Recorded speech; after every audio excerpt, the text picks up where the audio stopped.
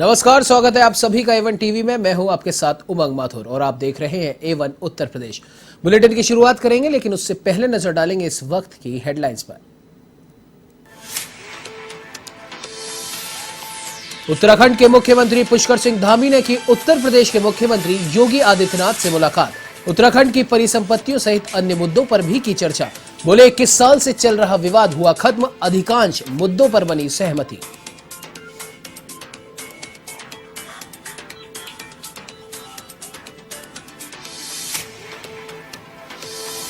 मुख्यमंत्री योगी आदित्यनाथ पहुंचे राजधानी लखनऊ। प्रधानमंत्री मोदी के आगमन की तैयारियों का लिया जायजा। पुलिस मुख्यालय में आला अधिकारियों से चर्चा कर दिए आवश्यक दिशा निर्देश।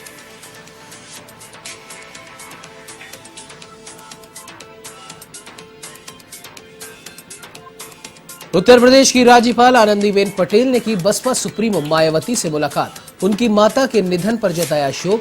बसपा नेता सतीश चंद्र मिश्रा भी रहे मौजूद।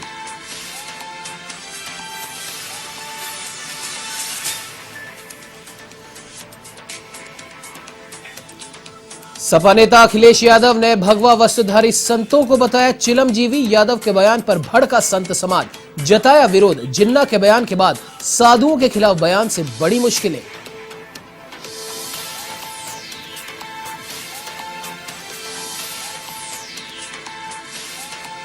जौनपुर में जमीनी विवाद में 2 सगी बहनों की मौत। दोनों सगे भाइयों के बीच शौचालय निर्माण को लेकर हुआ था झगड़ा।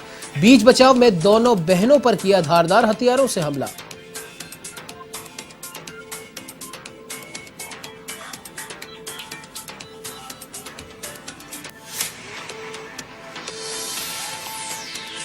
चलिए अब बुलेटिन की शुरुआत करते हैं विस्तार से। प्रधानमंत्री नरेंद्र मोदी के प्रस्तावित यूपी दौरे से पहले सूबे के मुखिया सीएम योगी खुद तैयारियों का जायजा लेने लखनऊ में पुलिस मुख्यालय पहुंचे, जहां उन्होंने पुलिस मुख्यालय का निरीक्षण किया और आवश्यक दिशा निर्देश दिए।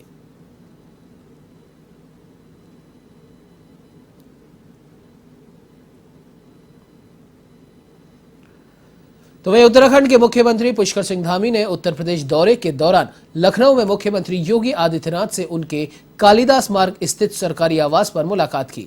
इसके बाद दोनों मुख्यमंत्रियों ने राज्य के अफसरों के साथ बैठक की। बैठक में दोनों राज्यों के बीच परिसंपत्तियों के विवाद पर चर्चा हुई, जिसमें मुख्यमंत्री योगी आदित्यनाथ ने मामले के निपटारे को लेकर अपनी सहमति दी। आपको बता दें कि दोनों राज्यों के बीच विवाद लंबे समय से चल रहा है। परिसंपत्तियों का विवाद भी 21 साल पुराना है।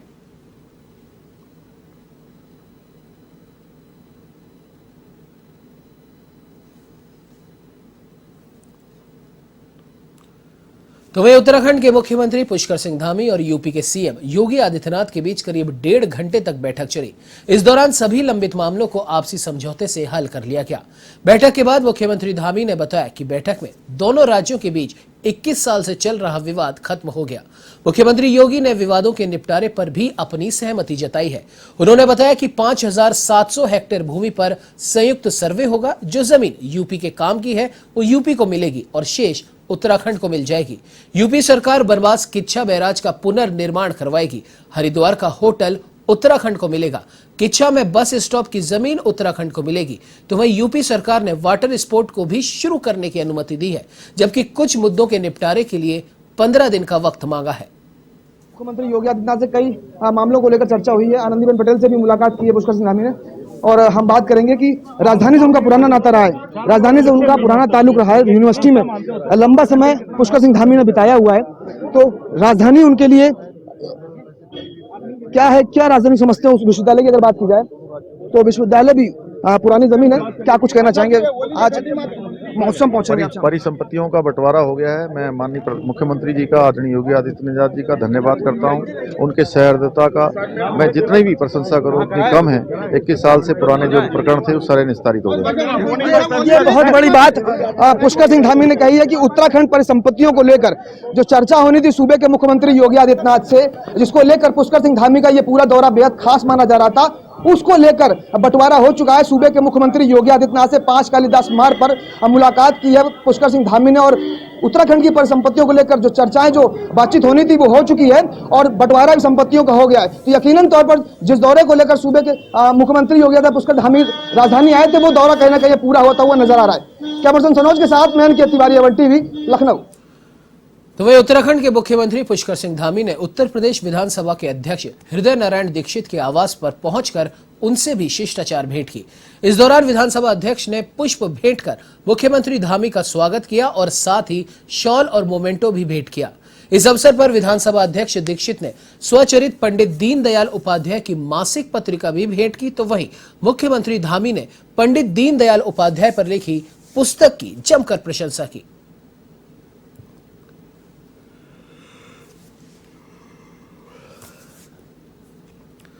तो वहीं उत्तर प्रदेश की राज्यपाल आनंदीबेन पटेल ने पूर्व मुख्यमंत्री और बसपा सुप्रीमो मायावती से उनके लखनऊ आवास पर मुलाकात की। इस दौरान उन्होंने मायावती की माता के निधन पर शोक व्यक्त किया, साथ ही ढांढस भी बंधाया।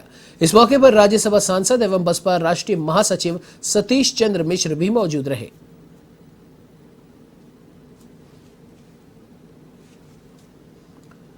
तो वही सपा प्रमुख अखिलेश यादव ने मोहम्मद अली जिन्ना को लेकर दिए बयान के बाद अब भगवा वस्त्रधारी संतों को चिलमजीवी बता दिया है। इस पर अखिल भारतीय संत समिति ने कड़ा ऐतराज जताया।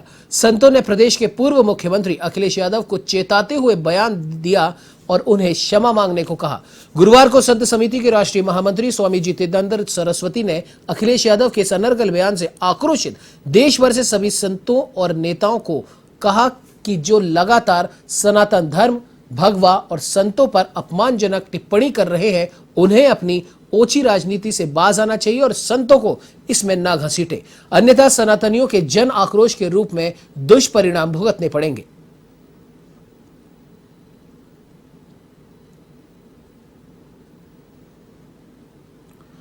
तो जौनपुर में जमीनी विवाद और शौचालय बनाने के मामले में 2 सगी बहनों की हत्या 2 सगे भाइयों ने कर दी। इससे इलाके में सनसनी फैल गई।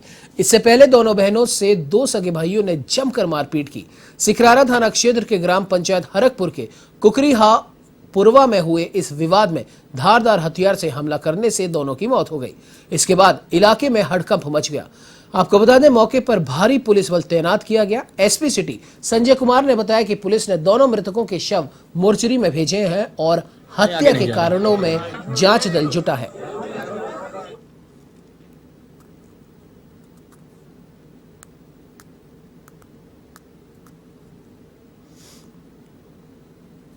देखिए, थाना क्षेत्र सिकरारा का मामला है। इसमें 2 सगे भाई रमाशंकर पांडे और शिवशंकर पांडे, दोनों के बच्चों में आपस में झगड़ा हुआ। ये शौचालय के निर्माण के विवाद को लेके उसमें दोनों बहनों को इन्हीं के भाई ने। तो वहीं बलिया में सुहेल देव भारतीय समाज पार्टी के मुखिया और पूर्व कैबिनेट मंत्री ओम प्रकाश राजभर ने बीजेपी नेता और भोजपुरी कलाकार निरहुआ को लेकर एक विवादित बयान दिया है। राजभर ने भोजपुरी एक्टर निरहुआ को नचनिया कह डाला। राजभर बलिया में चौहान सम्मेलन में शिरकत करने आए थे।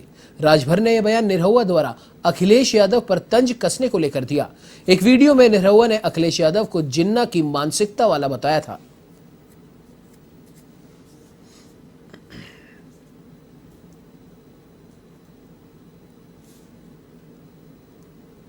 उन्हीं के साथ भारतीय जनता पार्टी के साथ रहने वाला एक नेता भगवान राम को ही ऐसा बता दिया कि देश में बवाल हो जाना चाहिए, उसको पार्टी से निकाल देना चाहिए, गठबंधन तोड़ लेना चाहिए। कहा कि दशरथ के पुत्र ही भगवान राम नहीं थे। क्या बीजेपी ने उनके खिलाफ कार्रवाई किया? और जहां तक निरहुआ का सवाल है, नाचनिया पदनियम का बात करते हैं। मंत्री जी, देखा जाए तो आपका रसोड़ा में जो है करे आपके। तो वही सपा नेता और पूर्व विधायक आरएस कुशवाहा का कहना है कि आगामी चुनाव में सपा ही यूपी पर राज करेगी। उन्होंने कहा कि बीजेपी के शासन से जनता का भरोसा उठ चुका है। बढ़ती महंगाई को लेकर भी भाजपा पर उन्होंने निशाना साधा। कुशवाहा ने कहा कि सपा के कामों का भाजपा फीता काटकर श्रेय ले रही है। तो वहीं सपा की सरकार के समय मंत्री रहे सिद्ध गोपाल साहू ने भी भाजपा सरकार पर श्रेय लेने का आरोप लगाया। उन्होंने कहा कि विकास सपा ने करवाया, भाजपा केवल फीता काट रही है। महोबा में एक प्रेस वार्ता के दौरान दोनों नेताओं ने मीडिया को संबोधित करते हुए ये बातें कहीं।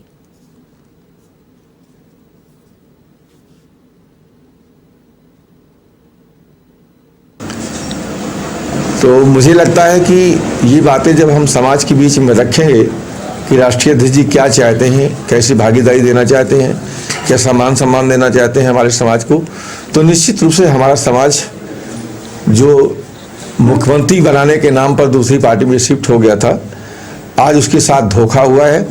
हमारा समाज कुशवाहा मौर्य शाह के शहरी समाज सहित तमाम पिछड़ा समाज समाजवादी पार्टी के साथ जुड़ेगा। ये परियोजना समाजवादी पार्टी की देन है, समाजवादी पार्टी की सरकार की देन है। माननीय मुलायम सिंह यादव जी नेताजी मुख्यमंत्री थे, मैं यहाँ से विधायक था।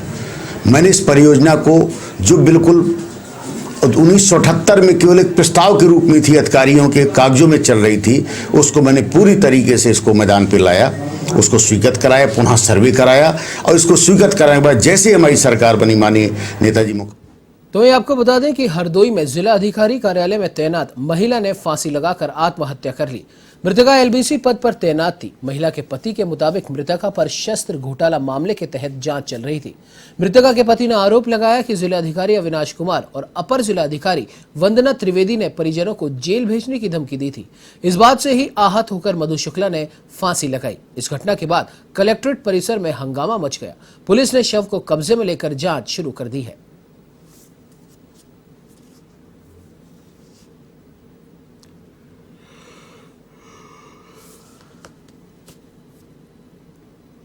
तो वही जालौन पुलिस ने पत्नी के हत्यारे शराबी पति को गिरफ्तार करने में सफलता हासिल की है। शराब के नशे में पति ने पत्नी को कुल्हाड़ी से काटकर उसकी हत्या कर दी थी और फरार हो गया था। 10 नवंबर को आरोपी ने इस वारदात को अंजाम दिया था। मामला गोहन थाना इलाके के दादनपुर गांव का है। आपसी विवाद के चलते आरोपी ने पत्नी की हत्या कर दी थी। पुलिस ने 1 हफ्ते के बाद ही आरोपी को गिरफ्तार करने में सफलता हासिल की है।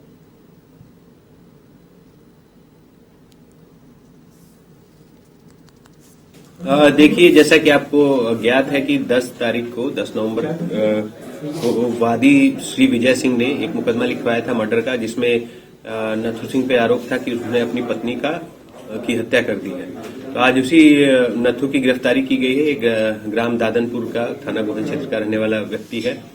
जब इसकी पत्नी बाहर जा रही थी तो इसने पत्नी को रोका और जैसा कि पूछताछ में ये ज्ञात हुआ है कि वो मंदिर जाने की फिराक में थी और ये इसका पति ऑब्जेक्ट कर रहा था, रोक रहा था इस बात पे, और जब वो नहीं मानी तो वाद विवाद बढ़ता गया और इसने वहीं पे कुल्हाड़ी से अपनी पत्नी पे वार किया और उसकी हत्या कर दी।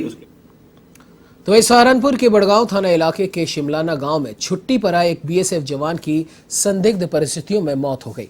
मृतक जवान अपनी बेटी की शादी के लिए छुट्टियां लेकर गांव आया था। सुबह परिवारजनों ने जवान को छत पर बने ग्रिल के पास गिरा हुआ देखा। इसके बाद परिवार में हड़कंप मच गया। परिवार के मुताबिक छत पर बने ग्रिल में पैर फंसने के कारण गिरने के बाद गले में पड़े मफलर से गला दबने के कारण उसकी मौत हुई होगी। पुलिस ने शव को कब्जे में लेकर मोर्चरी में रखवा दिया है और आगे की जांच में जुट गई है।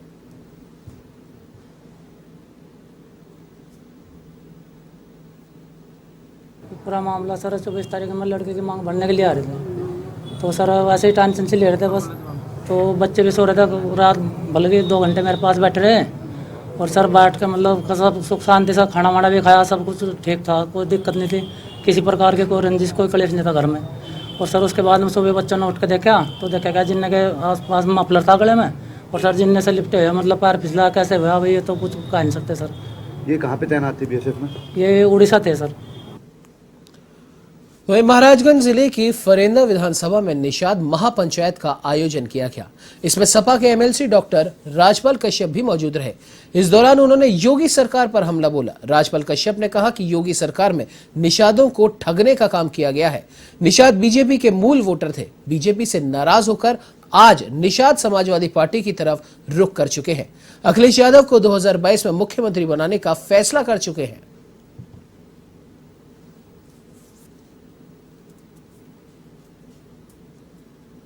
सरकार जब बनी है तब निषादों को सम्मान देने का काम किया गया है। निषादों को चाहे बालू खनन, मौरंग, तालाब, सिंघाड़ा, मछली पालन के पट्टे का कानून बनाने का काम समाजवादी पार्टी ने किया।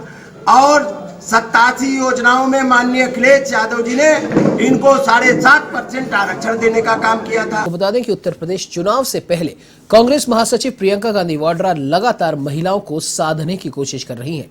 कांग्रेस महिला शक्ति पर विश्वास जता रही है। कांग्रेस की महिला शक्ति को जोड़ने की कवायद और हाल ही में अभिनेत्री कंगना रनौत द्वारा महात्मा गांधी को लेकर दिए गए विवादित बयान जैसे तमाम मुद्दों पर महिला कांग्रेस की कार्यवाहक राष्ट्रीय अध्यक्ष नेटा डिसूजा से हमारी दिल्ली संवाददाता ज्योति सिंह ने की खास बातचीत। हमारे साथ यहाँ बात करने के लिए मौजूद हैं कांग्रेस महिला की राष्ट्रीय अध्यक्ष नेटा डिसूजा। मैम बहुत बहुत स्वागत है आपका A1 टीवी पर। मैम सबसे पहले बात करते हैं यूपी चुनाव की, क्योंकि यूपी चुनाव आ रहे हैं और बाकी राज्यों में भी चुनाव है, लेकिन जिस तरीके से महासचिव प्रियंका गांधी वाड्रा यूपी जा रही हैं, बार बार महिलाओं से संवाद कर रही हैं, ऐसे में बीजेपी को बार बार प्रियंका जी का वहां जाना रास नहीं आ रहा। उनका कहना है कि चुनाव से पहले ही क्यों महिलाएं याद आती हैं और बाकी सारी घोषणाएं याद आती हैं। देखो, बीजेपी के नेताओं को और बीजेपी के मानसिकता वाले बाकी सारे लोगों को, उनको कभी भी महिलाओं के हित की कोई बात करे तो उनको वो बात कभी राज नहीं आएगी। माननीय प्रियंका गांधी जी ने जिस तरीके से यूपी में महिलाओं से संवाद करने के बाद और यूपी में काम करते हुए जब उनको एहसास हुआ कि महिलाएं की स्थिति क्या है यूपी में, और सच्चाई ये भी है कि महिलाएं ही हैं जो यूपी की जो करंट हालत है उसमें सुधार ला सकती है। उन्होंने 40% महिलाओं के लिए जो कांग्रेस के अंदर टिकट्स की घोषणा कर दी। पूरा बीजेपी और बाकी पार्टियां भौकला गई है इससे, और कहीं ना कहीं उनको, क्योंकि वो लोग जब भी कोई डिसीजंस लेते हैं बीजेपी और बाकी दल, वो अपने हित की बात सोच के लेते हैं। यहाँ पे कांग्रेस पार्टी के नेतृत्व में ने प्रियंका गांधी जी ने कोई हित की या नफा नुकसान के बारे में नहीं सोचते हुए प्रदेश में सुधार लाने के लिए, क्योंकि महिलाएं वो समझती हैं और हमें पता है कि महिलाएं ही वो ताकत है, अगर वो चाहे तो यूपी में बदलाव ला सकती है। और महिलाएं मिल के एक होके महिलाओं की लड़ाई लड़के, महिलाओं की सुरक्षा की बात हो, महिलाओं की उनके जिस तरीके से, क्योंकि जब एक महिला घर चलाती है, अगर महंगाई बढ़ती है तो सबसे ज़्यादा अगर किसी पे इसका इफेक्ट होता है तो महिलाओं को इफेक्ट होती है। तो महिलाएं तो वैसे आपने तो देख ही लिया होगा कि हर प्रोग्राम में किस तरीके से बढ़ चढ़ के आधी आबादी इस देश का प्रियंका के साथ जुड़ चुके हैं। बिल्कुल, महिला होने के नाते आप महिलाओं की स्थिति को यूपी के अंदर कैसे देखती हैं, क्योंकि अभी हाल ही में एक महिला पत्रकार से एक पुलिसकर्मी ने छेड़छाड़ की है। सच्चाई से कोई दूर नहीं है। सच्चाई ये है कि जहाँ जहाँ पे हर महिलाएं ना घर पे सुरक्षित हैं यूपी के अंदर। क्यों? क्योंकि उनको डराया जाता है। मीन्स कहीं ना कहीं जो माहौल बनाया है, हालांकि जो करंट सरकार ने, वो बाहर निकले पढ़ाई करने तो वहां पे रास्ते पे चलते वो सुरक्षित अपने आप को महसूस नहीं करती है। यहां तक कि अगर वो थाने में जाती हैं शायद रिपोर्ट लिखवाने के, तो जिस तरीके से, जिस निगाहों से उनको देखा जाता है, वहां पे अपने आप को सुरक्षित नहीं समझती है। और सबसे ज्यादा अगर आप ये सोचिए कि वो गवर्नमेंट ऑफिसेज में काम करते हुए भी अपने आप को सुरक्षित नहीं समझती है। तो यूपी की हालत तो किसी से नहीं छुपी है। यूपी की हालत दयनीय है। यूपी की हालत, जब महिलाओं की बात करें तो महिलाएं खुद सामने से बढ़ चढ़ के कहते कि वो लोग असुरक्षित महसूस करते हैं ये करंट सरकार में। बिल्कुल मैम, अब आते हैं कंगना पे। अभिनेत्री कंगना के जिस तरीके से उन्होंने बयान दिया है, क्योंकि इससे पहले भीख वाली आज़ादी की उन्होंने बात कही थी, और अब वो कहती हैं कि जो राष्ट्रीय पिता महात्मा गांधी हैं, आप उनके फैन हैं या फिर आप नेताजी के आप उनको मानते, क्योंकि एक साथ तो आप बॉस और महात्मा गांधी को नहीं मान सकते हैं। देखिए, या तो मैं मानती हूँ कि या तो उससे पागलखाना भेजा जाना चाहिए या उस पर देशद्रोही का मुकदमा दर्ज होना चाहिए। अब बीजेपी ये तय करे कि उनकी कंगना रावत को क्या हुआ है, वो डिसाइड करें। और इसका जवाब महात्मा गांधी जी को जिस तरीके से, देश के राष्ट्रपिता को जिस तरीके से इस औरत ने, नीच मानसिकता वाली औरत को जिस तरीके से नवाजा गया है, जिस तरीके से उनको बीजेपी चीप प्रोपेगेंडा के लिए यूज कर रहे हैं, कहीं ना कहीं ये उनको पता चलेगा कि देश की जनता जो है वो बेवकूफ नहीं है। ओके, देश को भी पता चला कि दोनों जो है, एक तरफ वो और एक तरफ महात्मा गांधी जी, उनमें क्या फर्क है, और देश की जनता जवाब देगी। चलिए, बहुत बहुत धन्यवाद हमसे बातचीत करने के लिए। तो मेरे साथ इस वक्त यहाँ जुड़ी हुई थी कांग्रेस की महिला राष्ट्रीय अध्यक्ष नेता डिसूजा। दिल्ली से ज्योति सिंह की रिपोर्ट, A1 टीवी न्यूज। चलिए बढ़ते अगली खबर की ओर। आपको बता दें कि संभल से किसान की हत्या की बड़ी खबर यहां पर सामने आ रही है। पुरानी रंजिश के चलते पत्नी और बेटी को बनाया बंधक, दोनों के सामने किसान की चाकू मारकर हत्या कर दी गई। 6 साल से यह विवाद चल रहा था। पैसों को लेकर पत्नी ने 5 लोगों के खिलाफ नाम दर्ज कर तहरीर दी है। पुलिस ने हत्या के मामले में 2 आरोपी गिरफ्तार भी किए। हत्या के कुछ आरोपी अभी भी फरार चल रहे हैं। थाना असमौली क्षेत्र के भूड़ा बेगम गांव का यह पूरा मामला बताया जा रहा है।